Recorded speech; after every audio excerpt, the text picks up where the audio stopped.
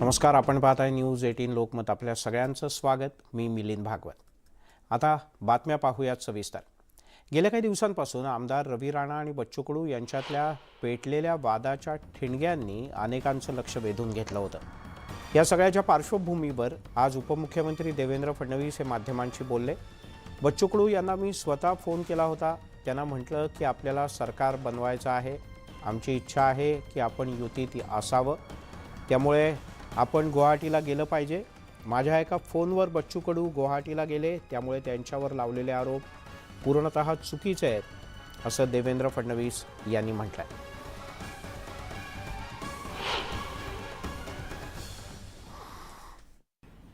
बच्चू कडू सन्माननीय आमदार हे माझ्या एका फोन कॉलवर गुवाहाटीला गेले होते. त्यांना मी स्वतः फोन केला आणि मी त्यांना सांगितलं की आम्हाला सरकार बनवायचं आहे, तुम्ही सोबत हव्या आणि आमची अशी इच्छा आहे की तुम्ही आमच्या ग्रुपमध्ये यावं. आणि माझ्या एका कॉलवर ते त्या ठिकाणी गुवाहाटीला गेले. बच्चू कडूंनी कोणाशी सौदा केला, काही उलटसुलट केलं हे म्हणणंच चुकीचं आहे. माझ्या फोनवर गेलेले एकटे बच्चू कडू आहेत. त्याच्यामुळे त्यांच्यावर अशा प्रकारचा आरोप लावणं हे चुकीचंच होतं. आणि माझी ही पक्की इन्फॉर्मेशन आहे की ही जे लोक त्या ठिकाणी गेले गुवाहाटीला, पूर्णपणे मुख्यमंत्री एकनाथराव शिंदेंवर विश्वास ठेवून ते सगळे लोक गेले. काल मी स्वतः आणि माननीय मुख्यमंत्री आम्ही दोघांनी श्री बच्चू कडू यांना आणि श्री रवी राणा यांना दोघांनाही त्या ठिकाणी बोलवलं होतं. रवी राणांनी आपलं स्टेटमेंट चुकीचं आहे हे मान्यही केलं आहे, त्यांनी दिलगिरी व्यक्त केली आहे. त्याच्यामुळे हा विषय आता संपलेला आहे. नंतर बच्चू कडूंशी माझं बोलणं झालेलं आहे, त्यांनी ते मान्य केलेलं आहे. त्यामुळे मला असं वाटतं की आता हा विषय संपलेला आहे. दरम्यान बच्चू कडूंना फोन केल्याच्या फडणवीस यांच्या दाव्यामुळे भाजपनंच सत्तांतर नाट्याचं षडयंत्र रचलं होतं हे सिद्ध होतंय, असं विधान परिषदेतले विरोधी पक्षनेते अंबादास दानवे यांनी केलंय. त्यांनी आणखीन कुणाकुणाला फोन केले होते हेही समोर यावं, अशी मागणी दानवे यांनी केली. बरं झालं देवेंद्र फडणवीस हे बोलले, कारण या षडयंत्राच्या मागे भारतीय जनता पार्टी, आम्ही वारंवार सांगतो, भारतीय जनता पार्टीने हात वर करण्याचा प्रयत्न केला. परंतु बरं झालं माननीय फडणवीस साहेबांनी हे कबूल केलं की माझ्या एका फोनवर बच्चू कडू गुवाहाटीला गेले. फक्त आणखी फोन त्यांनी कोणाकोणाला केले होते हे सुद्धा हळूहळू समोर येईलच. आमदार रवी राणा आणि देवेंद्र फडणवीस यांची सागर बंगल्यावर चर्चा झाली. बच्चू कडू यांच्याबद्दल जे वक्तव्य केलं ते मागे घेत असल्याचं रवी राणा यांनी म्हटलंय. आम्ही दोघेही सरकारसोबत आहोत, त्यामुळे आपापसातले मतभेद बाजूला ठेवून सरकारसोबत राहणार असल्याचंही रवी राणा म्हणाले. तसंच आपल्या वक्तव्यानं कुणाचं मन दुखावलं असेल तर दिलगिरी व्यक्त करतो, असंही राणा यांनी नमूद केलं.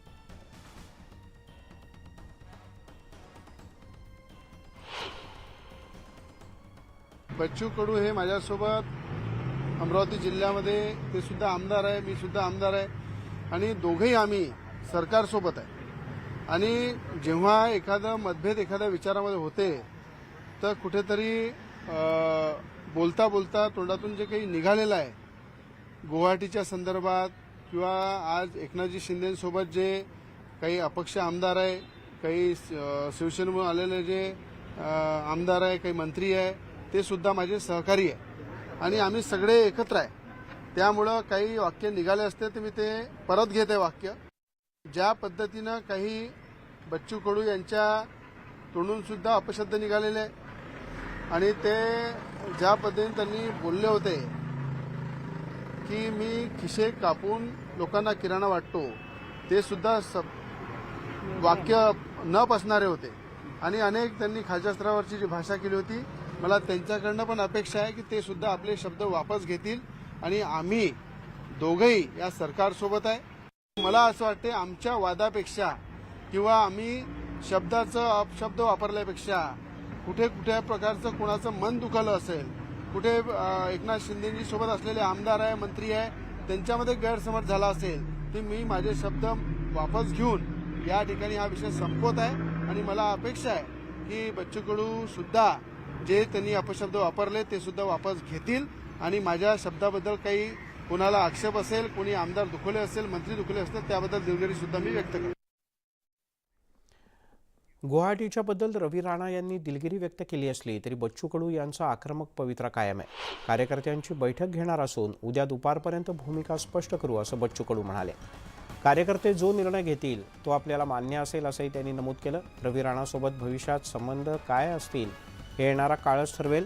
आपल्याला त्यांच्यासोबत सोयरीक करायची नाही असा टोलाही त्यांनी लगावला.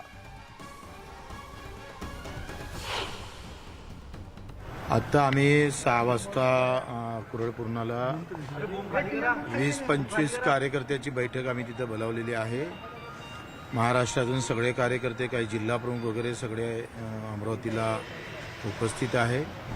त्यांच्यासमोर मुख्यमंत्री साहेब, उपमुख्यमंत्री आणि राणानं दिलेलं जे काही दिलगिरी व्यक्त केली त्यावर आम्ही चर्चा करू आणि उद्या 12-1 वाजता सगळी भूमिका जाहीर करू. जे काही त्यांचं काय म्हणणं आहे त्यानुसारच आम्ही समोरचं पाऊल टाकू. त्यांनी जर म्हटलं उडी टाका समुद्रात, तर समुद्रात उडी टाकू. त्यांनी म्हटलं असं चला तर असं करू. आखरी मी कार्यकर्त्याला बांधील आहे. ज्या पद्धतीने आरोप प्रत्यारोप झाले, संबंध तुमचे रवी राणा आणि तुमचे संबंध पहिल्यासारखेच आहे, परवापर्यंत सारखे का सुधारले का तसेच आहे, काय झालं आणि काय तो येणारा काळ समजेल. नंतर संबंध सुधारले का तसेच आहे? संबंधासाठी हा काही विषय नव्हता. काही लग्न म्हणजे काय त्याला समांधिक सोयरीक थोडा विषय आहे.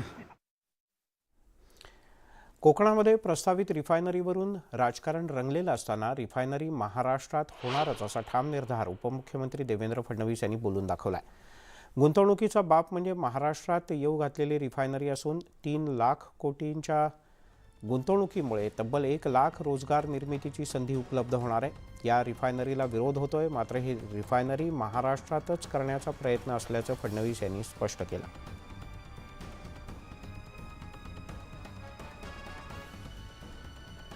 आजपर्यंत देशामध्ये जेवढी मोठी गुंतवणूक कधीच झाली नाही, एवढी सिंगल गुंतवणूक, आणि त्याही गुंतवणुकीमध्ये 75% हिस्सा केंद्र सरकारच्या कंपनींचा. इतकी सेफ गुंतवणूक, 3 लाख कोटीपेक्षा जास्त, 1 लाख लोकांपेक्षा जास्त लोकांना थेट रोजगार, 5 लाखापर्यंत इतर रोजगार, अशी रिफायनरी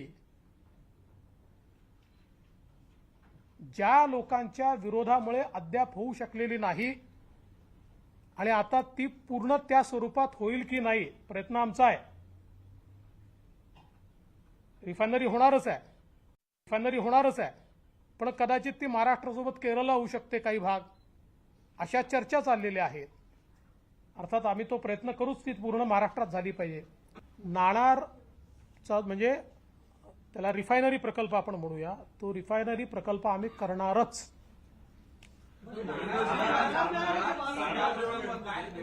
असं आहे, आता ती नाणार आहे का म्हापसू आहे का कुठली जागा आहे, काही गावं वगळणार, काही गावं घेणार, पण तो करणार.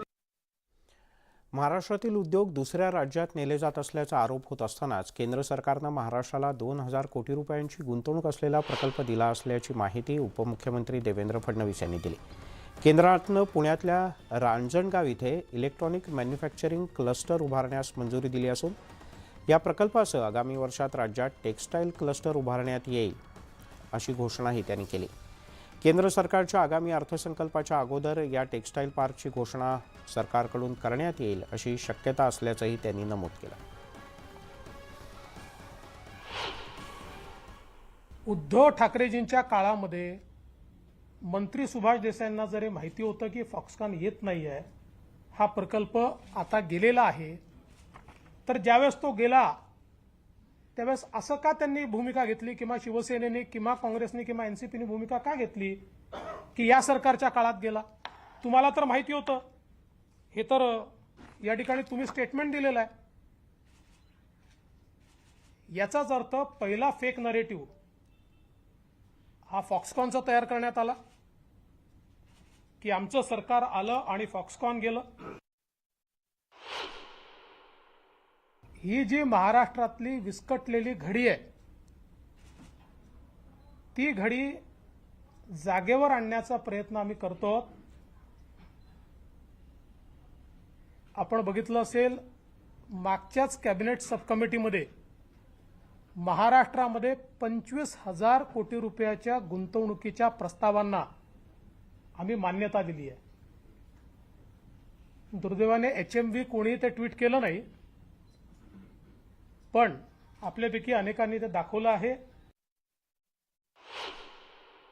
मी पुन्हा सांगतो, महाराष्ट्राला 2 वर्षात आम्ही नंबर 1 वर आणू. महाराष्ट्र गुंतवणुकीमध्ये पहिल्या क्रमांकावरच येईल. जे बॉटलनेक्स आहेत ते आम्ही दूर करतो आणि हे जे काही वातावरण तयार केलं जात आहे या वातावरणामुळे येणारा उद्योजक महाराष्ट्रापासून दूर चाललेला आहे. मी पुन्हा सांगतो, महाराष्ट्राला 2 वर्षात आम्ही नंबर 1 वर आणू. महाराष्ट्र गुंतवणुकीमध्ये पहिल्या क्रमांकावरच येईल. अनेक मोठे प्रकल्प राज्याबाहेर गेल्यानंतर आता महाराष्ट्रात 2 मोठे प्रकल्प येत आहेत. पुण्यामध्ये 1,600 कोटी रुपयांची गुंतवणूक होणार आहे. इलेक्ट्रॉनिक मॅन्युफॅक्चरिंग क्लस्टर आणि CDAC या 2 कंपनी पुण्यात गुंतवणूक करणार आहे. केंद्रीय माहिती आणि तंत्रज्ञान राज्यमंत्री राजीव चंद्रशेखर यांनी ही माहिती दिली. या योजनांच्या अंतर्गत 2,000 कोटी रुपयांची गुंतवणूक तर 5,000 रोजगार निर्मितीचा दावा करण्यात येतोय. इलेक्ट्रॉनिक मॅन्युफॅक्चरिंग क्लस्टर ही कंपनी 600 कोटी रुपयांची गुंतवणूक करणार आहे, तर CDAC ही कंपनी 1,000 कोटी रुपयांची गुंतवणूक करणार आहे. म्हणजे एकूण 1,600 कोटी रुपयांची गुंतवणूक या 2 कंपन्या पुण्यात करतील. सध्या अनेक प्रकल्प राज्याबाहेर गेल्यानं महाराष्ट्रासाठी ही दिलासादायक बातमी आहे.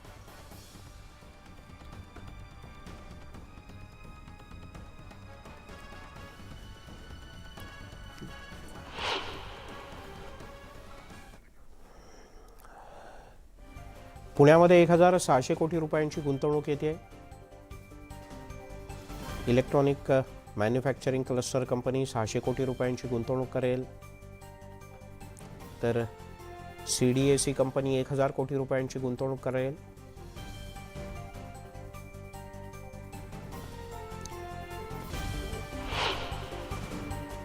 तो आज मुझे बहुत खुशी है कि भारत सरकार, प्रधानमंत्री मोदी जी की सरकार ने रंजनगांव में इस 500 करोड़ के EMC का मंजूरी दी है और साथ साथ बहुत आने वाले दिनों में एक हफ्ते 10 दिन में CDAC पुणे में एक रोड शो भी हम लॉन्च करेंगे, जहां पर हम प्रधानमंत्री मोदी जी के द्वारा जो 1,000 करोड़ का future design semiconductor design startups के लिए फाइनेंशियल सपोर्ट जो उन्होंने ऐलान किया है उसके बारे में भी हम रोड शो करेंगे, ताकि Maharashtra based startups semiconductor design, micro electronics design में भी उभरें और नए स्टार्टअप्स क्रिएट हों.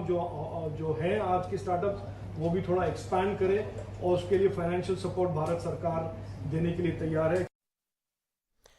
महाराष्ट्रात येणारा प्रत्येक प्रकल्प गुजरातला जातोय हे वाईट आहे. पंतप्रधान नरेंद्र मोदी यांनी यावर विचार करायला हवा असं विधान महाराष्ट्र नवनिर्माण सेनेचे अध्यक्ष राज ठाकरे यांनी केलंय. पहिल्यापासून माझं मत हे असंच होतं की पंतप्रधान हे देशाचे आहेत आणि देशाच्या बाबतीत त्यांच्यासाठी प्रत्येक राज्य हे त्यांच्या समान मुलांसारखं असलं पाहिजे. म्हणजे उद्या जर समजा महाराष्ट्रामधला हा प्रकल्प जर समजा बाहेर गेला असता आणि समजा तो जर असं पकडा की आसामला गेला असता तर मला वाईट नसतं वाटलं. म्हणजे मला आजही गुजरातला गेलाय वगैरे, शेवटी देशातच आहे तो, परंतु वाईट या गोष्टीचं वाटतं की जो प्रकल्प येतोय, जो बाहेर पडतोय तो गुजरातला जातोय. आणि मला असं वाटतं पंतप्रधानांनी म्हणून स्वतः याच्याकडे लक्ष देणं गरजेचं आहे की प्रत्येक गोष्ट ही जर गुजरातमध्ये जात असेल तर मग राज ठाकरे ज्या वेळेला महाराष्ट्राबद्दल बोलतो त्यावेळेला त्याला संकुचित बनण्यासारखं काय आहे. टाटा एअरबस प्रकल्प उद्धव ठाकरे यांच्या काळातच महाराष्ट्रातून गुजरातमध्ये गेल्याचा गौप्यस्फोट उपमुख्यमंत्री देवेंद्र फडणवीस यांनी केला. एअरबस प्रकल्प 2021 मध्ये गुजरातमध्ये जाणार होता हे तत्कालीन मुख्यमंत्री उद्धव ठाकरे यांना माहीत होतं असंही फडणवीस म्हणाले. विरोधी पक्षनेता असतानाही आपण प्रकल्प प्रमुखांना महाराष्ट्रात थांबण्याची विनंती केल्याचा दावा फडणवीस यांनी केला. MIDCच्या तत्कालीन अधिकाऱ्यांना सांगूनही सरकार ढिम्म होतं असा आरोपही त्यांनी केला.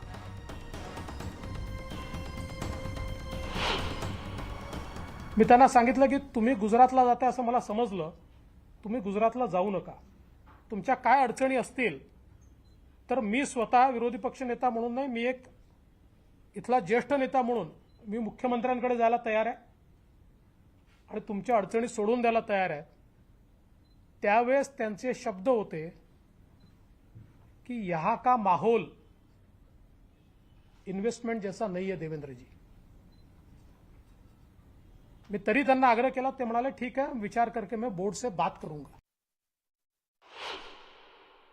हे जे आता ओरडतायत यांनी एक पत्र दाखवावं, एक पत्र, एकही पत्र गेलं नाही. त्यानंतर MOU झाला, तोही उद्धव ठाकरेंच्या काळामध्ये झाला. त्यांचा शिफ्टिंगचा निर्णय झाला, तोही उद्धव ठाकरेंच्या काळामध्ये झाला. त्यामुळे महाविकास आघाडीचं सरकार असताना टाटा एअरबस हा प्रोजेक्ट महाराष्ट्रातनं गेला आणि मला तर कुठेतरी असं वाटतं की हा प्रोजेक्ट नागपूरला करायचा आम्ही प्रयत्न केला म्हणून बहुधा नंतरच्या सरकारने तो जाणीवपूर्वक त्याच्यावर कुठली ऍक्शन घेतलेली नाही असा माझा तरी समज आहे. वळूयात आणखीन काही बातम्यांकडे. कोरोना केंद्र उभारणी, रस्ते बांधणी, जमीन खरेदी अशा सुमारे 12,000 कोटी रुपये खर्चाच्या मुंबई महापालिकेच्या 76 कामांची कॅगकडून चौकशी करण्यात येणार आहे. गैरव्यवहाराच्या संशयावरून पालिकेचे विशेष लेखापरीक्षण करण्याची राज्य सरकारनं विनंती केली आणि कॅगनं ती मान्यही केली. पालिका निवडणुकीच्या तोंडावर होणाऱ्या चौकशीमुळे उद्धव ठाकरेंची शिवसेना आणि राज्यातील सत्ताधारी यांच्यातला संघर्ष यामुळे आणखीन तीव्र होऊ शकतो. पालिकेनं शहरामध्ये उभारलेल्या कोरोना केंद्रात मोठ्या प्रमाणात भ्रष्टाचार झाल्याचा आरोप भाजपच्या आमदारांनी राज्य विधिमंडळाच्या पावसाळी अधिवेशनात सुद्धा केला होता. त्यावर या आरोपांच्या संदर्भात चौकशी करण्याची घोषणा उपमुख्यमंत्री देवेंद्र फडणवीस यांनी सभागृहात केली होती.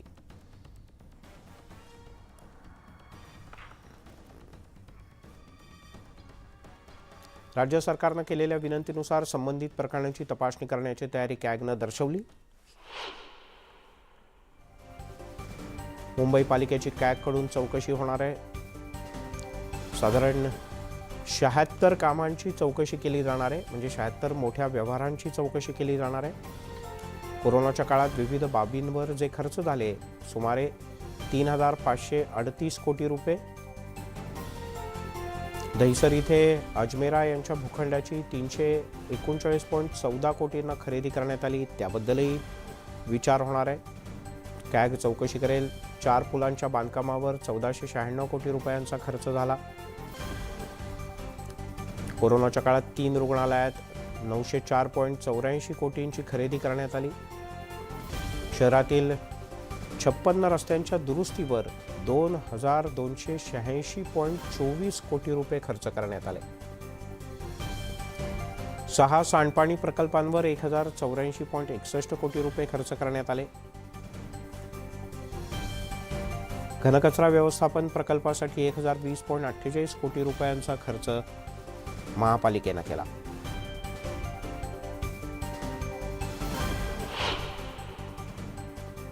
नाही, जे काय असेल ते त्याच्यामध्ये कॅगचं चौकशी होईल आणि जे काय असेल ते समोर येईल. परंतु आपल्याला मी सांगू इच्छितो, कुठलीही चौकशी सूडबुद्धीने, आकसापोटी, राजकीय हेतूने केली जाणार नाही. त्यामध्ये पारदर्शकता असेल आणि त्यामुळे अहवाल चौकशी झाल्यानंतर, अहवाल आल्यानंतर पुढचं आपल्याला जे काही बोलता येईल. बीएमसी मध्ये गेले 2.5 वर्षामध्ये जे आरोप होतात भ्रष्टाचाराचे, त्याची चौकशी होणं गरजेचं आहे. नाही, मी स्वतःच हाऊसमध्ये अनाऊन्स केलं होतं की कॅगचं स्पेशल ऑडिट केलं जाईल. त्या संदर्भातला टर्म्स ऑफ रेफरन्स तयार होतोय आणि ते करणार आहोत आम्ही.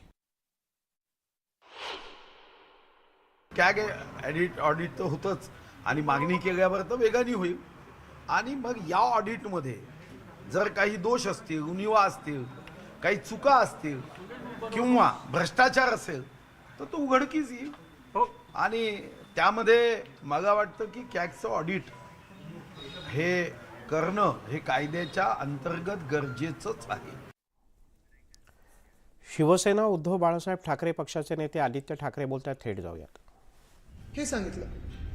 खरं तर आज उत्तर जे आलेलं आहे ते उपमुख्यमंत्री महोदयांकडून आलेलं आहे.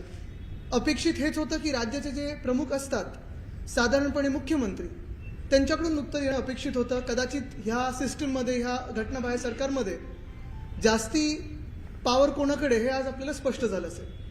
पण एक चांगलं झालं आज की आजच्या पत्रकार परिषदेमध्ये उपमुख्यमंत्री महोदयांनीच पत्रकार परिषद घेतल्यामुळे त्यांना माईक खेचायचं किंवा चिठ्ठी देण्याची किंवा कानात सांगायची आज जास्ती मेहनत लागली नाही. जे उत्तर मुख्यमंत्र्यांकडून अपेक्षित होतं ते इथून आलेलं आहे. कदाचित हे उत्तर परत एकदा मुख्यमंत्री देतील सुद्धा. मी हीच अपेक्षा करतो की मुख्यमंत्र्यांनी याच्यावर बोलावं. भले स्क्रिप्टमधून जरी आलं असेल, वाचून बोलले तरी चालेल, पण त्यांच्याकडून हे उत्तर अपेक्षित आहे, कारण ते राज्याचे प्रमुख आहेत जरी घटनाबाह्य सरकार असलं तर. आज सर्वप्रथम त्यांनी एक सांगत असताना, सुरुवात करत असताना सांगितलेलं आहे की केंद्र सरकारने 2000 कोटीचा इलेक्ट्रॉनिक हब हा आपल्या महाराष्ट्राला दिलेला आहे रांजणगावपर्यंत. आत्तापर्यंत जे मी काय ऐकत होतो ते असं होतं की साधारणपणे वेदांत फॉक्सकॉन असेल, मेडिकल डिव्हाइस पार्क असेल, बल्क ड्रग पार्क असेल, एअरबस टाटा असेल, काल परवाकडे देखील, आता मी काही जास्ती नावं घेत नाही कारण ही मालिकाच लागलेली आहे. आपल्या राज्यातून अनेक उद्योग जे आपल्याकडे येऊ शकत होते किंवा आपण पिच करू शकत होतो त्यांना, ते इतर राज्यांमध्ये चाललेले आहेत. तसं हे एवढे सगळे उद्योग निघून गेल्यानंतर आम्हाला सांगितलं गेलं होतं किंवा गाजर दाखवलं गेलं होतं राज्याला की आता वेदांता फॉक्सकॉनपेक्षा मोठा उद्योग आपल्या राज्याला मिळेल. आकड्यांमध्ये आम्ही काही खेळ करू शकत नाही, कदाचित त्याच्यामुळे आमचं सरकार पडलं असेल. आणि आकडे दुसऱ्याचे घेऊन आपल्यात कसे दाखवायचे आणि घटनाबाह्य सरकार कसं बनवायचं, त्याच्यावर 3-4 महिने घटनाबाहेर सरकार कसं टिकवायचं, ह्याच्यात काही काही लोक माहीर असतात, जादूगर असतात आणि त्यांनी आकड्यांचा खेळ पुन्हा एकदा केलेला आहे. मला हे माहिती नव्हतं की 1,49,000 कोटीपेक्षा जास्ती मोठा आकडा हा 2,000 कोटीचा आहे. आत्तापर्यंत आम्हाला जे सांगितलं जात होतं तिथे 1.5 लाख कोटी कुठे आणि 2,000 कोटी कुठे. ठीक आहे, प्रत्येक पैसा हा महत्त्वाचा असतो, प्रत्येक रुपया जो आपल्या राज्यात गुंतवणूक म्हणून येतो तो महत्त्वाचा असतो. पण जेव्हा स्वतः देवेंद्रजी मुख्यमंत्री होते किंवा मग उद्धवसाहेब मुख्यमंत्री होते तेव्हा कधीही मुख्यमंत्री असतील किंवा उपमुख्यमंत्री असतील 2,000 कोटी वगैरे अशा कधी इन्व्हेस्टमेंटच्या घोषणा ते काय इंडस्ट्री सेक्रेटरी पण करायचे नव्हते. ते त्या लेवलला मोठ्या मोठ्या घोषणा व्हायच्या. ह्या सगळ्या MOUs आपण तिकडच्या तिकडे साईन करतो आणि याचं भूमिपूजन करून सुरू करतो का. तरी देखील आज त्यांनी सुरुवात केलेली आहे इलेक्ट्रॉनिक हब्सची. कदाचित असंच टेक्स्टाईल पार्क येऊ शकतं अमरावतीमध्ये, बुटीबोरीमध्ये आपलं रिन्युएबल एनर्जी पार्क येऊ शकतं. कारण ह्या सगळ्या गोष्टी रेग्युलरली एक कोर्समध्ये येणाऱ्या गोष्टी आहेत. जे आम्ही ज्याच्यावर आवाज उठवत आहोत त्या क्वचितच येणाऱ्या गोष्टी असतात ज्या महाराष्ट्रात निघून गेलेल्या आहेत. फॉक्सकॉनचा प्रकल्प, वेदांता फॉक्सकॉनचा प्रकल्प असेल, बल्क ड्रग पार्कचा प्रकल्प असेल, मेडिकल डिव्हाइस पार्कचा प्रकल्प असेल किंवा आत्ताकडे एअरबस टाटाचा प्रकल्प असेल. आता अजून काही गोष्टी, कारण आज त्यांनी सगळे कागदपत्र दाखवल्यामुळे आणि हमखासपणे सगळं सांगितल्यामुळे आम्ही देखील आमच्याकडे जे पुरावे आणलेले आहेत ते सांगतो. आता पहिली गोष्ट म्हणजे हे जर आपण बघितलं तर हे चित्र आहे सोशल मीडियावर आलेलं.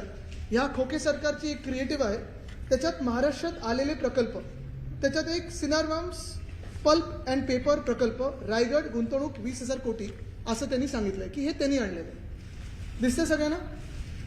आता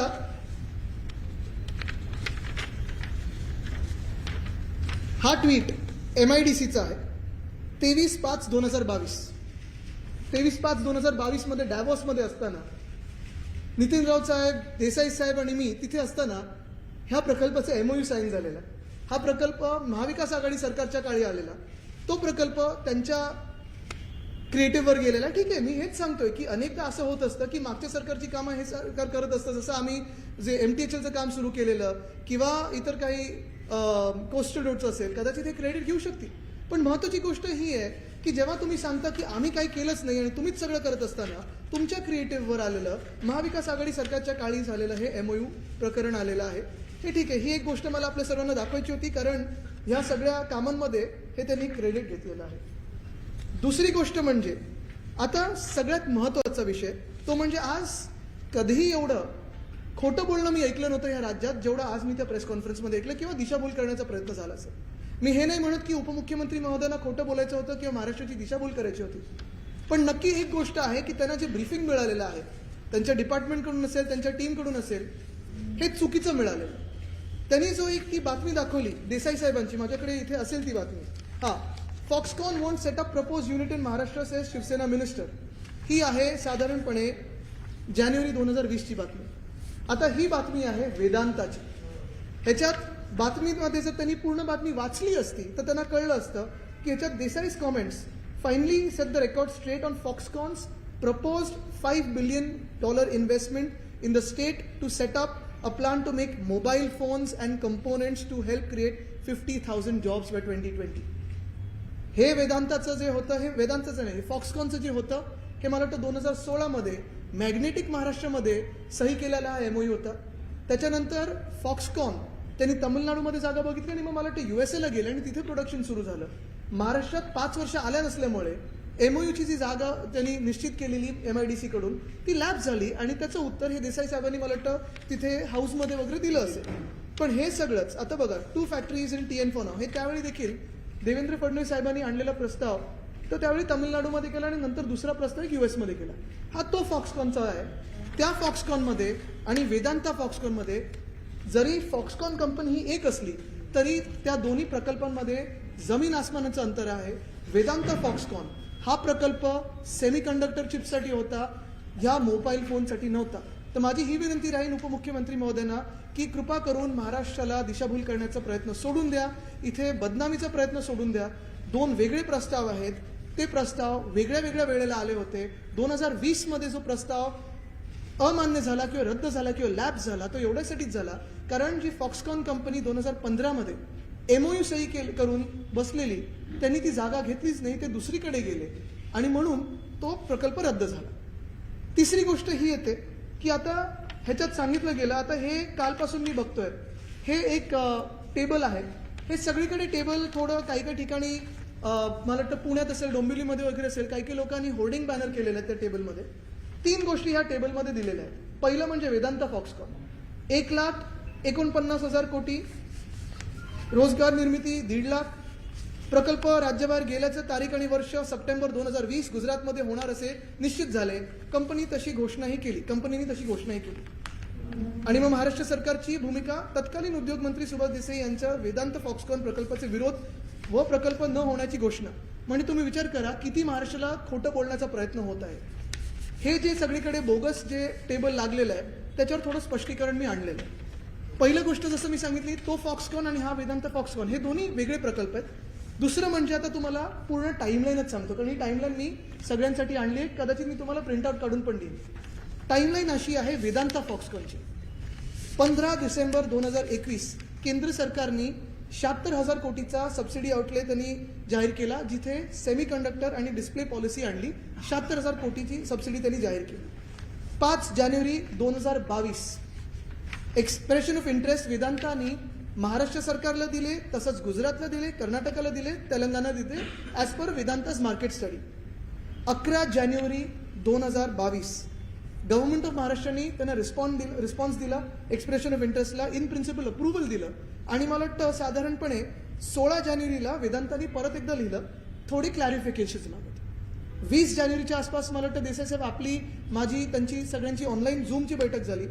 त्याच्याच आधी 19 जानेवारी 2022ला देसाई साहेबांनी स्वतःहून पत्र लिहिलं वेदांता फॉक्सकॉनचे जे चेअरमन होते अनिल अग्रवाल साहेबांना की आम्ही जर महाराष्ट्रात तुम्ही आलात तर स्वागत करू आणि जो काही सपोर्ट आहे तो देऊ.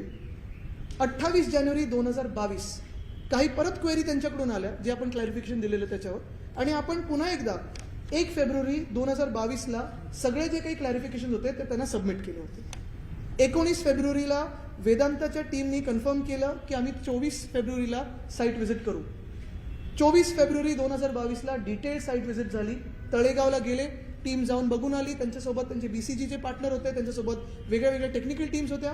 त्यांनी सगळा रिपोर्ट बनवला आणि 5 मार्च 2022 पासून डिटेल साईट व्हिजिटचं पूर्ण जे काही डेटा होता तो सरकारबरोबर आणि वेदांता फॉक्सकॉन बरोबर शेअर केला गेला. 3 मे पुन्हा एकदा साईट व्हिजिट झाली वेदांताचे टेक्निकल पार्टनर फॉक्सकॉनने. 5 मेला वेदांतानी दुसरं एक्सप्रेशन ऑफ इंटरेस्ट फ्लोट केलं. तिथे देखील आपण महाराष्ट्र सरकार म्हणून त्यांना पुन्हा एकदा जे काही ॲप्लिकेशन द्यायचं होतं ते दिलं. 6 मेला मी देसाई साहेब आम्ही दोघंही डॅवॉसमध्ये असताना त्यांची भेट घेतली तिथे आणि त्यांना देखील सांगितलं डॅवॉसला नाही, 6 मे 2022ला आम्ही महाराष्ट्रात भेट घेतली. त्याच्यात मी होतो, देसाई साहेब होते, चीफ सेक्रेटरी होते, मला वाटतं सह्याद्रीला ती भेट झाली, त्याच्यावर आपण ट्विट पण केलेलं. 14 मेला 2022ला वेदांतानी इन्व्हेस्टमेंट ॲप्लिकेशन गव्हर्नमेंट ऑफ महाराष्ट्राला पाठवलं, डिटेल्ड वर्किंग करून त्यांच्या संपूर्ण प्रोजेक्टसाठी की केंद्र सरकारचा काय हिस्सा राहील, राज्य सरकारचा काय हिस्सा राहील, त्यांचा काय हिस्सा राहील, हे सगळं त्यांनी आम्हाला सांगितलं. आम्हाला म्हणजे MIDCला. 24 मे 2022ला देसाई साहेब आणि मी आणि मला वाटतं नितीन राऊत साहेब पण होते आपल्या बैठकीत. आम्ही डॅवॉसला इंडियाचं जे आपलं देशाचं जे पूर्ण सिम्पोजियम होतं, जे एक हाऊस होतं, इंडिया पॅव्हिलियन, तिथे वेदांताचे जे अनिल अग्रवाल साहेब आहेत त्यांची भेट घेतली आणि त्यांना देखील सांगितलं की जो काही सपोर्ट तुम्हाला महाराष्ट्रात यायला लागेल तो संपूर्णपणे आम्ही द्यायला तयार आहोत, कारण आम्हाला ही इंडस्ट्री आणायची आहे. ह्याच्यातून जसं आता हे इलेक्ट्रॉनिक हब जे आलेलं आहे हे 2000 कोटीचं आहे. हे काही वेदांत एवढी इलेक्ट्रॉनिक सिटी करणार नव्हती, हे छोटं हब आहे जे वेदांताबरोबर येणार होतं. त्याच्यासोबत 160 क्लस्टर इंडस्ट्रीज येणार होते. ते आणि वेदांता फॉक्सकॉन आम्हाला महाराष्ट्रात पाहिजे, जे काही करायला पाहिजे ते आम्ही करू, केंद्र सरकारला पण आम्ही सांगू असं सांगितलं. 13 जून 2022 टेंटेटिव्ह इन्सेंटिव्ह आणि इन्फ्रास्ट्रक्चर पॅकेज गव्हर्नमेंट ऑफ महाराष्ट्राने दिलं, पेंडिंग ऑफ HPC आणि कॅबिनेट अप्रुव्हल, कारण HPC हे चीफ सेक्रेटरीना जशी वेळ असते आणि थर्ड तसं ते घेतात. 24 जून 2022 फॉक्सकॉनचे जे चेअरमॅन आहेत, वेदांताचे नाही फॉक्सकॉनचे, मिस्टर यंग ल्युआन, त्यांनी आणि काही लोकांनी, मला वाटतं देसाई साहेब आपण देखील दिल्लीला जाऊन त्यांची भेट घेतली. 24 जून 2022. त्यानंतर सरकार पाडलं गेलं, गद्दारी झाली, सरकार पाडलं. 14 आणि 15 जुलैला एक पत्र, मला वाटतं 15 जुलैचं एक पत्र आहे जे घटनाबाह्य मुख्यमंत्री महोदयांनी वेदांता फॉक्सकॉनचे जे चेअरमॅन आहेत त्यांना लिहिलं आणि सांगितलं की तुम्ही महाराष्ट्रात या, आम्ही तुमचं स्वागत करतो. 15 जुलै 2022 हाय पॉवर कमिटी झाली चीफ सेक्रेटरीच्या अध्यक्षाच्या खाली आणि मग त्यांनी 35,000 कोटी आणि बाकीचे इन्सेंटिव्स ह्याच्यासाठी मान्यता दिली. लक्षात घ्या, तळेगाव आणि धोलेरा ह्याच्यामधला फरक मला वाटतं काही चॅनल्सनी दाखवलेला आहे, त्यांच्याच जो कन्सल्टंटनी दिलेला. 35,000 कोटी म्हणजे गुजरातपेक्षा 10,000 कोटीहून जास्ती आपण सबसिडी दिली होती, तरी देखील इथे तो प्रोजेक्ट आला नाही. 26 जुलैला आपल्याला आठवत असेल ही सगळी भेट, 26 जुलैची भेट आहे. वेदांता आणि फॉक्सकॉनची जी टीम होती, आकाश हेपर ते आणि बाकीचे सगळे त्यांचे लोक हे मुख्यमंत्री उपमुख्यमंत्री महोदयांना भेटले. हे तुम्ही सगळ्यांनी बघितलेलं आहे. असेंब्ली चालू असतानाची ही भेट आहे, मला वाटतं विधान भवनातली एक नाही, मुख्यमंत्र्यांच्या चेंबरमधली आहे. ह्याच्यात 26 जुलै 4/18चा हा ट्विट आहे. मग एवढं सगळं हे जे काही झालेलं आहे, हे बघा इथे पण हे सगळं जे झालेलं आहे, जर हे सप्टेंबर 2020 की 21 मध्येच वेदांता फॉक्सकॉनने ठरवलं असेल की गुजरातमध्ये जायचं, मग आतापर्यंत काय आमच्यासोबत टाइमपास करत होते का, की तुमच्यासोबत टाइमपास करत होते की चला भेटूया, चहा बिस्किट मिळत नाही बाहेर म्हणून आम्ही तुमच्या मंत्रालयात येतो आणि भेटतो. आता हे झाल्यानंतर पुन्हा एकदा 27 ऑगस्टला मला माझ्या माहितीप्रमाणे DCM साहेब आणि अनिल अग्रवाल साहेब भेटले आणि 5 सप्टेंबरला पुन्हा एकदा फॉर्मल इन्व्हिटेशन दिलं गेलं होतं. त्या इन्व्हिटेशनला उत्तर आलं नाही आणि सडनली आम्ही एका ट्विटवर बघितलं आणि तेव्हापासून हा सगळा हंगामा सुरू झाला की महाराष्ट्राच्या बाहेर हा प्रकल्प गेला कसा. आता ह्याच्यावर ही सगळी टाईमलाईन वाचल्यानंतर मला वाटतं आता तरी महाराष्ट्राला हे स्पष्ट झालं असेल की हे जे काही सांगतायत दोन गोष्टी, पहिलं तर वेदांता फॉक्सकॉन आणि फॉक्सकॉन ह्या दोन वेगळ्या गोष्टी. दुसरी गोष्ट म्हणजे सप्टेंबरमध्येच मागच्या वर्षी ठरवलेलं किंवा आमच्याच वेळी ठरवलेलं की गुजरातमध्येच जायचं, हे खोटं आहे. दोन्ही गोष्टी या खोट्या आहेत. हे सरकार खोटं बोलत आहे, जसं खोके सरकार आहे तसं खोटं सरकार आहे. मग एवढं जर खोटं बोलत असतील मग हे भेटलेच कशाला, ट्विट कशाला केलं. आपल्याला हे पण आठवत असेल की जे मुख्यमंत्री हाऊसमध्ये बोलले, एकतर वेदांता फॉक्सकॉनचा एकेरी उल्लेख करून की तो वेदांतावाला आलेला 4 लाख कोटी घेऊन येणार आहे, म्हणजे एक तर चुकीची फिगर सांगितली. 1,49,000 कोटीची फिगर ही 4 लाख कोटी सांगितली. MIDC जर्नलमध्ये त्याच महिन्यामध्ये 1 लाख कोटीची फिगर सांगितली. हे सगळं होत असताना जर आधीच ठरलं असेल त्यांचं तिथे जायचं, मग जसं तुम्ही आमचे आमदार पळवले तसं तुम्हाला तिथून पळवून आणायचं होतं का हा प्रकल्प? मग तुम्ही गुवाहाटीला तरी न्यायचा होता तो प्रकल्प, म्हणजे आला असता सोबत तुमच्या. तर हे झालं. तिसरी गोष्ट म्हणजे त्याच्यानंतर आपण बघितलं असेल बल्क ड्रग पार्क. ह्याच टेबलमध्ये सगळीकडे दिलेलं आहे की बल्क ड्रग पार्क, आणि आज उपमुख्यमंत्री महोदय देखील बोललेले आहेत की बल्क ड्रग पार्क आणि medical device park. Bulk drug park जो आम्ही रोह्यामध्ये आणणार होतो, रायगड जिल्ह्यात आणणार होतो, आणि मेडिकल डिव्हाइस पार्क जो आम्ही ऑरिक सिटीमध्ये आणणार होतो, संभाजीनगर जिल्ह्यात आणणार होतो. ह्या दोघांसाठी कुठचाही प्रस्ताव असेल तर दाखवावा वगैरे. दोन प्रस्ताव दिलेले. बल्क ड्रग पार्कसाठी 30 ऑगस्ट 2021ला शासनाचा प्रस्ताव हा केंद्र सरकारकडे गेला होता. मेडिकल डिव्हाइस पार्कसाठी 14 ऑक्टोबर 2021ला शासनाचा प्रस्ताव हा केंद्र सरकारकडे गेला. हे दोन्ही प्रस्ताव आहेत. बरं ते काय, त्याच्याही पुढे जाऊन ह्याच्यात जसं दिलेलं आहे की दोन्ही सरकारनी प्रस्तावच पाठवला नाही, खोटं टेबल. मग ठीक आहे, आम्ही जर खोटं बोलत असू, मग हे देसाई साहेबांचे ट्विट्स हे काही खोटे आहेत का? हे पहिलं प्रेझेंटेशन देताना उद्धव साहेबांना, जेव्हा उद्धव साहेब मुख्यमंत्री होते, बल्क ड्रग पार्कबद्दल. दुसरं, चला हे अंतर्गत प्रेझेंटेशन असेल, ही बातमी तर खोटी नसू शकते. नीती आयोगची भेट घेताना नीती आयोगाचे जे आपले हे होते त्यांना भेट घेतली त्यांची, आणि त्यांनी सांगितलं, अमिताभ कांत साहेबांना देसाई साहेबांनी सांगितलं, याच्यात हे पण दिलेलं आहे की डिफेन्स मॅन्युफॅक्चरिंग हब तसेच बल्क ड्रग पार्क या केंद्र सरकारच्या योजना महाराष्ट्रात मंजूर होण्यासाठी सहाय्य करण्याची विनंती केली. हे आम्ही खोटं बोलतोय का? हा 11 जून 2021चा ट्विट आहे. आता ह्या जशा गोष्टी झाल्या, तसंच तिसरी गोष्ट आणि सगळ्यात महत्त्वाची म्हणजे एअरबस टाटा. आता एअरबस टाटामध्ये पण महत्त्वाची गोष्ट हीच आहे की एअरबस टाटा हा जो प्रकल्प होता हा सगळ्यांना माहिती होता की साधारणपणे, आता त्यांनी जी 2 नावं घेतली, खरं तर मी उपमुख्यमंत्री महोदयांना चॅलेंज करतो की जे त्यांनी सांगितलं की एका टाटाच्या उच्च अधिकाऱ्यांनी सांगितलं की महाराष्ट्रात वातावरण बरोबर नाहीये, ते त्यांनी नाव सांगावं, लोकांसमोर येऊन नाव सांगावं. दादागिरी ही सत्ताधारी पक्षाचीच चालते, आमच्याकडून कोणालाच काही धोका नाहीये.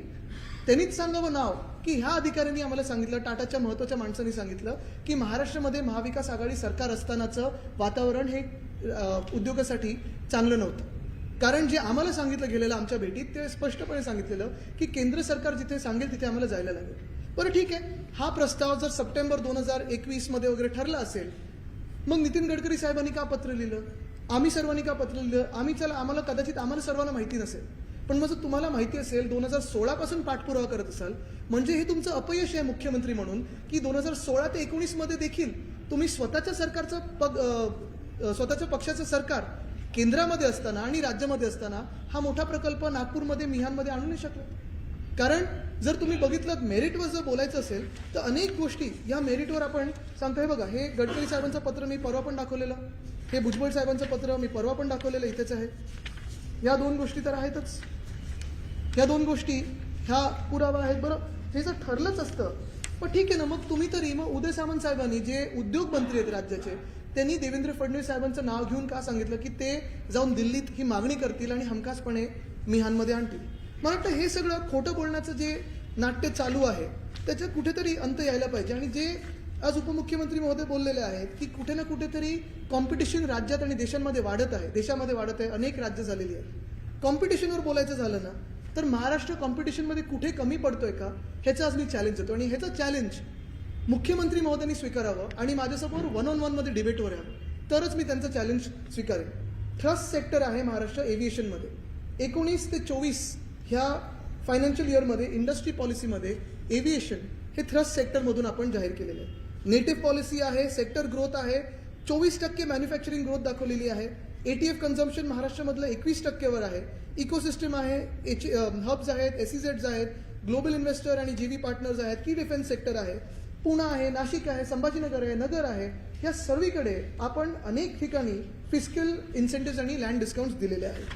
ह्या गोष्टी आहेत या सगळ्या. म्हणजे मी त्या दिवशी पण सांगितलं की चला बल्क ड्रग पार्क तुम्ही गुजरातला दिलात, आंध्र प्रदेशला दिलात, हिमाचल प्रदेशला दिलात, पण महाराष्ट्राकडे दिला नाही. आणि आजच्या प्रेस कॉन्फरन्समधून कुठे ना कुठेतरी स्वतःचं अपयश झाकायला केंद्र सरकारवर बोट दाखवलं जात आहे, असं माझं स्पष्ट आरोप आहे. आत्तापर्यंत मी हे सांगत आलेलो आहे की जेव्हा महाविकास आघाडीचं सरकार होतं तेव्हा केंद्र सरकार आणि राज्य सरकारचे संबंध उद्योग जगात तरी चांगले होते. आम्ही 6.5 लाख कोटीची गुंतवणूक ह्या राज्यात आणली आणि तशीच आम्ही गुंतवणूक वाढत नेत होतो महाराष्ट्रात. तेव्हा डबल इंजिनचं सरकार नीट चाललेलं, मग आत्ता का फेल झालं? जर आपण बघितलं असेल तर आम्ही जर मागितलं होतं तेव्हा हे आमचं सरकार असतं तर कदाचित बल्क ड्रग पार्क आणि मेडिकल डिव्हाइस पार्क हा आला देखील असता महाराष्ट्रात, पण 3 अन्य राज्याला दिलं गेलं आणि आमच्याकडे नाही. असो, आज वेगळ्या वेगळ्या गोष्टी झालेल्या आहेत. आज काही जे महाराष्ट्रासाठी आवाज उठवणारे असतील किंवा फ्रीडम ऑफ स्पीच ह्याच्यात विश्वास ठेवणारे पत्रकार असतील, जे आमच्यावर पण टीका करतात, तुमच्यासारखे अनेक आहेत. त्यांना HMV म्हटलं गेलेलं आहे.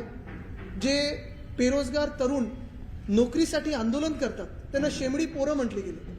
खरं तर ह्या दोन्ही वक्तव्यांसाठी, कारण आता उपमुख्यमंत्री महोदय जसं बोलले की ते 2 आमदार रागारागामध्ये बोलले, असं हे देखील रागारागामध्ये बोलले असतील तर ते शब्द त्यांनी मागे घ्यावेत.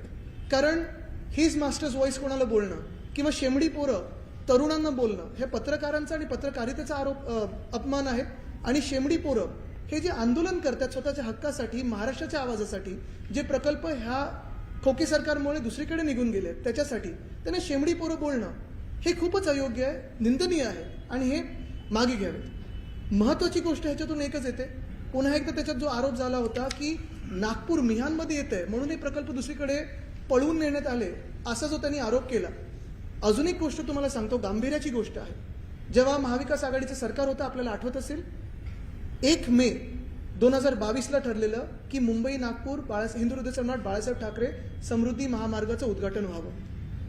मला वाटतं संभाजीनगर जिल्ह्यापर्यंत होणार होतं. तिथे काहीतरी क्रेन पडली वगैरे असं दाखवलं गेलं आणि ते उद्घाटन पुढे ढकललं गेलं. प्लॅन असा होता की ऑगस्टपर्यंत पूर्ण तिथपासून इथपर्यंत तो उद्घाटन होणार. हे उद्घाटन अजूनपर्यंत का नाही झालंय? कुठच्या निवडणुकीसाठी थांबल्यात, कुठच्या तारखेसाठी थांबल्यात? ती क्रेन खरंच पडली होती का? तो पूल खरंच पडलेला होता का? की सरकार पडेपर्यंत तुम्ही वाट बघत होतात? कारण आम्हाला जे ऐकू आलं ते फार वेगळं आहे की रस्ता तयार आहे. त्यांच्या दसऱ्याच्या जे काही सर्कस होती त्याच्यासाठी राजकीय कार्यकर्ते तिथून आले, पण अजूनही सामान्य नागरिकांसाठी हा समृद्धी महामार्ग उघडला गेला नाहीये. हे कशासाठी होतंय? हे कोणासाठी होतंय? हा समृद्धी महामार्गाची उद्घाटनाची तारीख ठरली नाही का? जो ऑगस्टमध्ये संपूर्ण होणार होता तो आतापर्यंत का नाही झाला? हे देखील मुख्यमंत्री महोदयांनी सांगावं, इतर कोणी नाही. ह्याच्यावर आपल्याला काही प्रश्न असतील तर आपण मला सांगा. केंद्र राज्याला देणार आहे याबद्दल कोणती अधिकृत घोषणा झालेली नव्हती किंवा असे कोणते प्रॉमिसेस देण्यात आलेले नव्हते हे देवेंद्रजींनी. बरोबर आहे, पण सगळ्यांकडून प्रस्ताव मागवलेले, जसं मी सांगितलं, ज्या 2 तारखा आहेत ऑगस्ट आणि ऑक्टोबर 2021 मध्ये जो आपला प्रस्ताव आहे, मेडिकल डिव्हाइस पार्क असेल किंवा बल्क ड्रग पार्क असेल, देवेंद्रजी अजून एक बोललेत की मेरिटवर जिंकायला पाहिजे होतं. मला सांगा कुठच्या दुसऱ्या राज्यामध्ये 394 फार्मसी कॉलेजेस आहेत? मला सांगा कुठच्या दुसऱ्या राज्यामध्ये रोह्यासारखी जागा आहे जिथून नवी मुंबईमध्ये होणारा एअरपोर्ट आणि जिथे आम्ही दिबा पाटलांचं नाव देत होतो, आणि दुसरं म्हणजे JNPT जवळ आहे. कुठचं दुसरं असं राज्य आहे जिथे व्हॅक्सिन प्रोडक्शन हे सर्वात जास्त आहे? कुठचं दुसरं असं राज्य आहे जिथे एक्सपोर्ट प्रिपेअर्डनेसमध्ये नीती आयोगाच्या रँकिंगवर आपण नंबर 2 वर आहोत?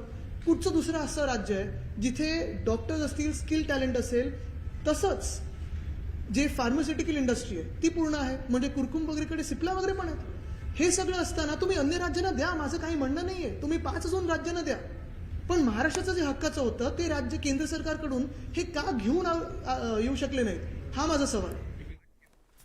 त्यामुळे आदित्य ठाकरे यांनी प्रश्नांची सरबत्ती केली, अनेक कागदपत्र दाखवले आणि आम्ही पूर्णतः प्रयत्न केले होते असा दावाही केला. संध्याकाळच्या बातम्यांमध्ये घेऊयात एक छोटासा ब्रेक.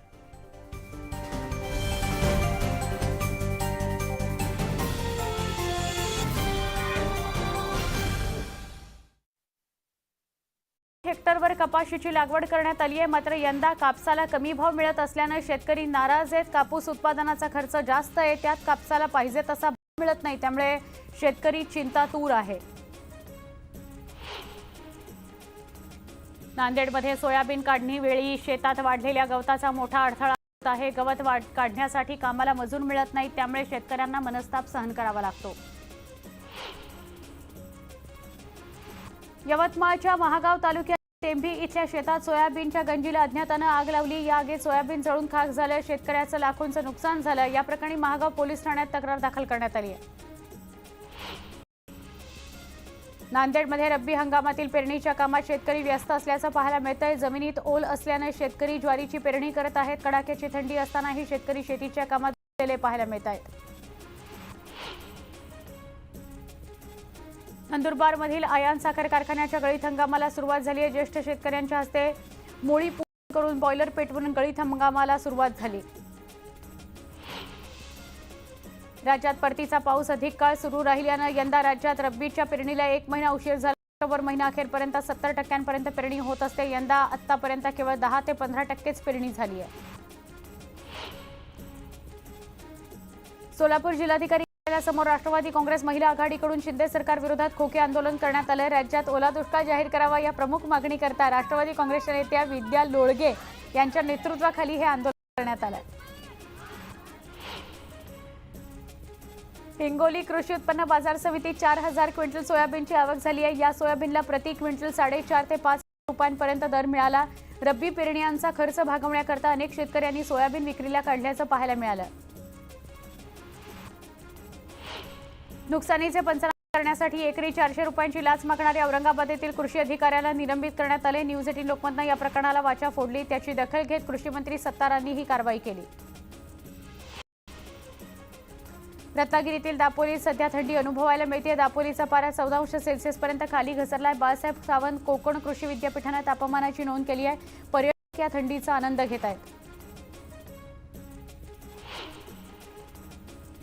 वाशिमच्या बोरखेडी गावातील महावितरणचा भोंगळ कारभार चव्हाट्यावर आलाय. विद्युत पुरवठा करणाऱ्या विजेच्या तारा जीर्ण होऊन त्यातून ठिणग्या बाहेर पडत असल्यानं दुर्घटनेची शक्यता आहे. मात्र महावितरण याकडे दुर्लक्ष करत असल्याचा आरोप ग्रामस्थ करतायत. नांदेडच्या नायगाव तालुक्यातील कृष्णूर बरबडा या मार्गावरील पुलाचं काम रखडलं. त्यामुळे वाहन चालकांना ओढ्यातून वाट काढावी लागते. पंढरपूरच्या घरतवाडी गाव ग्रामस्थांनी विकायला काढले. अशा आशयाचे बॅनर झळकवण्यात आले. गावाकडे येणाऱ्या रस्त्याची दुरवस्था झाल्यानं ग्रामस्थ आक्रमक झालेत. पंढरपुरामध्ये नियमापेक्षा जास्त ऊसाची वाहतूक करणाऱ्या 22 वाहनांवर परिवहन विभागाकडून दंडात्मक कारवाई करण्यात आली आहे. 20 ते 25 टन ऊसाची वाहतूक केली जात असल्यानं 3,30,000चा दंड वसूल करण्यात आलाय.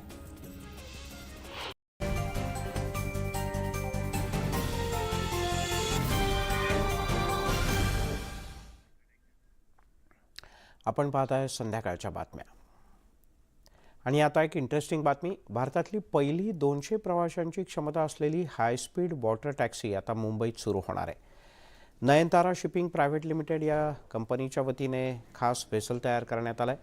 उद्यापासून डोमेस्टिक क्रूज टर्मिनल ते मांडवा दरम्यान या नवीन वॉटर टॅक्सी सेवेला सुरुवात होईल. भारतातल्या पहिल्या हाय स्पीड वॉटर टॅक्सीची आसन क्षमता 200 असणार आहे.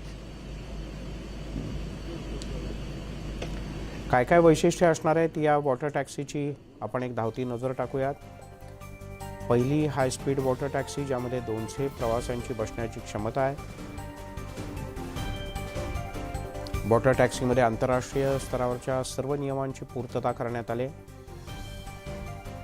उन्हाळा हिवाळ्यासोबतच पावसाळ्यात सुद्धा वॉटर टॅक्सी सुरू राहील. वॉटर टॅक्सीमध्ये एक्झिक्युटिव्ह आणि बिझनेस क्लास असतील. एक्झिक्युटिव्ह क्लासचं तिकीट 400 रुपये तर बिझनेस क्लासचं तिकीट 450 रुपये.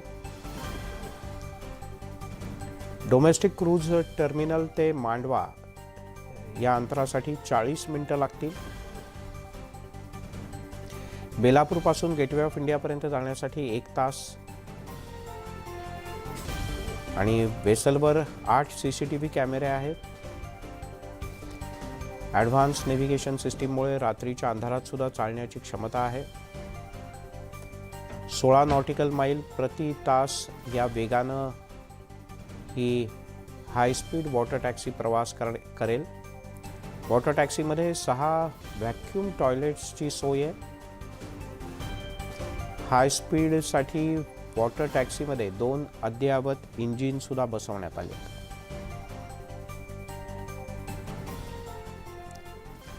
गुजरातच्या मोरबीतील मच्छू नदीवरील पूल कोसळल्याची घटना काल घडली आणि सगळेच जण हादरून गेले. या घटनेत 141 पेक्षा जास्त जणांचा मृत्यू झालाय. 177 पेक्षा अधिक जणांना कसंबसं वाचवण्यात यश आलंय.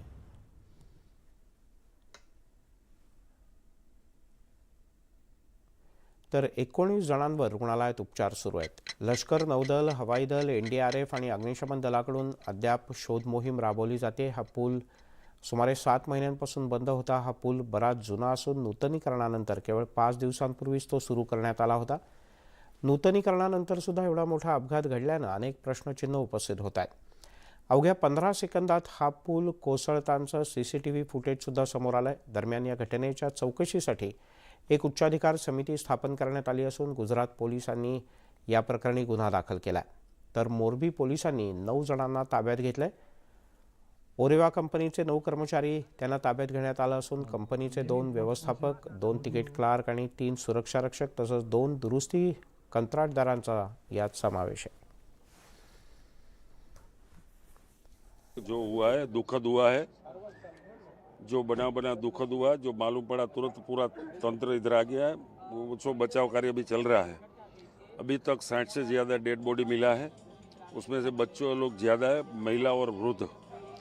बाकी को बचा लिया है. जो बचाने वाला था सबको बचा लिया है. वो बाकी कोई नहीं है पड़ा. डेड बॉडी ढूंढने के लिए NDRF का टीम है, फायर ब्रिगेड वाला है, बोट वाला है, प्राइवेट तरवैया भी है.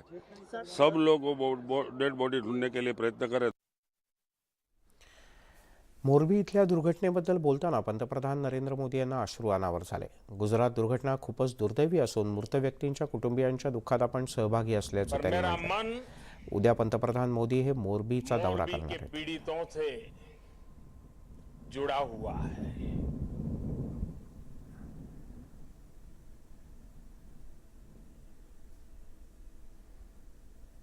हादसे में जिन लोगों को अपना जीवन गंवाना पड़ा है, मैं उनके परिवारों के प्रति अपनी संवेदना व्यक्त करता हूं. दुख की इस घड़ी में सरकार हर तरह से पीड़ित परिवारों के साथ है.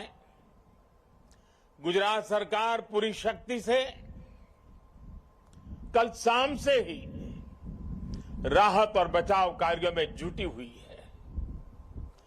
केंद्र सरकार की तरफ से भी राज्य सरकार को पूरी मदद दी जा रही है. कल गुजरात में एक हादसे में कई लोगों ने अपनी जान गंवाई है.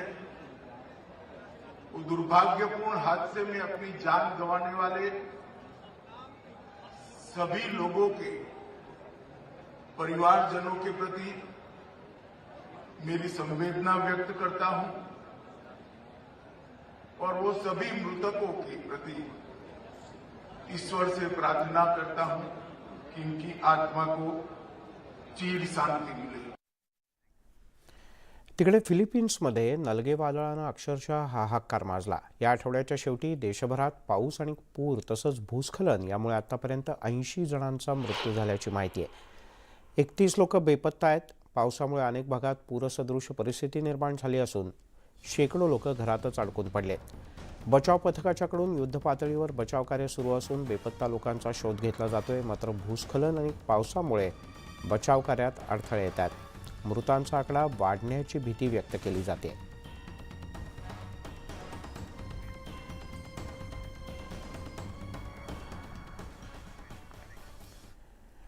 यासोबतच संध्याकाळच्या बातम्यांमध्ये इथेच थांबूयात, पण जाता जाता एक नजर टाकूयात राज्यातल्या काही प्रमुख शहरांमधल्या आजच्या तापमानावर.